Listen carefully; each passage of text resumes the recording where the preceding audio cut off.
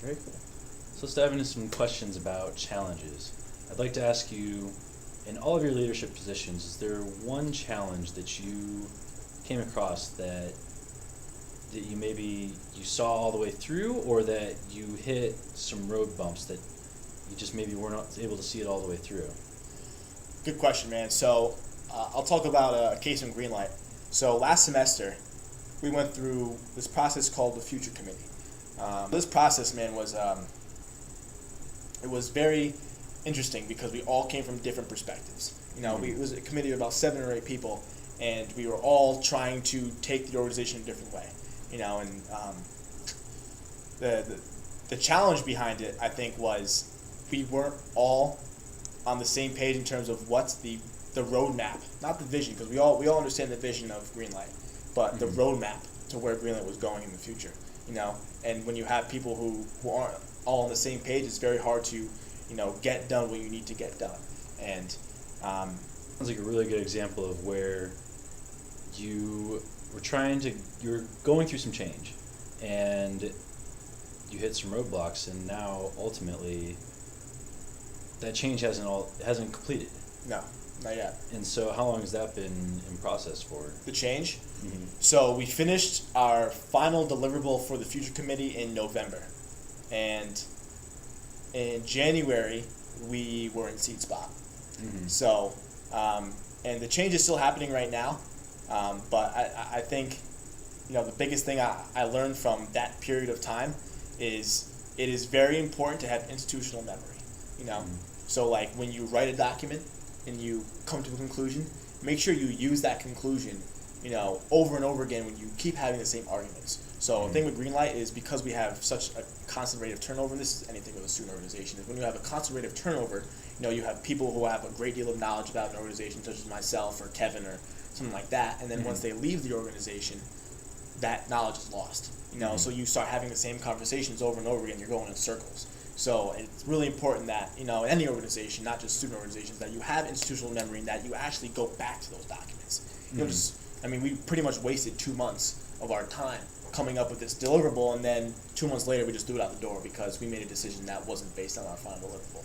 Mm-hmm. Interesting. So if somebody was to be taking over your position and picking up where this change is kind of stalled out, what would you say needed to happen to kind of reach that common vision with the group?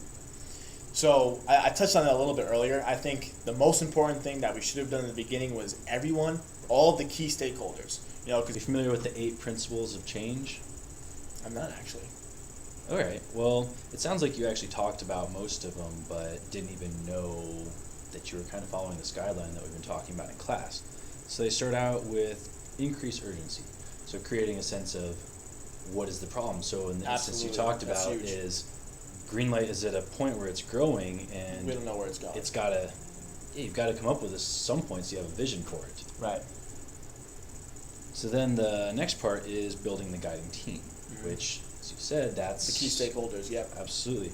Then the next step is getting the vision right, which, as you said, is part of it. And that was probably, looking back, that was the one thing that we did not do.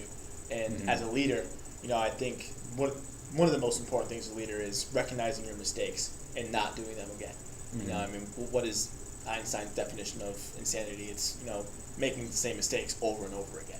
And as a leader, you can't be insane. You can be, because I'm out of control. I'm nuts. I'm crazy, but I'm not insane. I won't. There's a difference. There's a difference, absolutely. Okay, so then the next one from there is communicate for the buy-in. So you're talking about once you have the vision set forth by the key stakeholders, getting the buy-in rest of the from group. everyone, right? And then empowering the actions. So giving the people the capability to make that change. But so empowering is great, but I also think setting boundaries is necessary to that empowerment. All right, and then the next few steps are creating short-term wins, don't let up, and then making the change stick, which I think we already discussed a little bit earlier in your examples.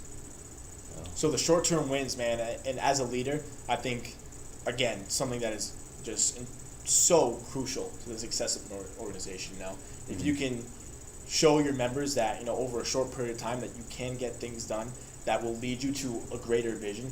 So like for instance, in the committee that we had, our short-term wins were analyzing or doing a cost-benefit analysis between all the 4 possible routes that we were going. So we had 2 people work on student organization, 2 people work on for-profit, nonprofit, institutionalization. So once we completed this document, people were like, okay, now we actually have something that we can look at and compare and contrast with. So that was a short-term win. And then we wrote our deliverable, another short-term win.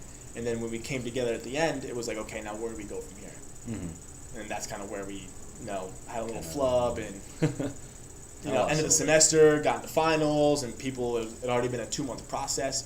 So, this is kind of a little bit unrelated, but timeliness is huge. Short-term wins, awesome, but they definitely need to be in a time frame that fits your stakeholders. That's a very good point. Cool.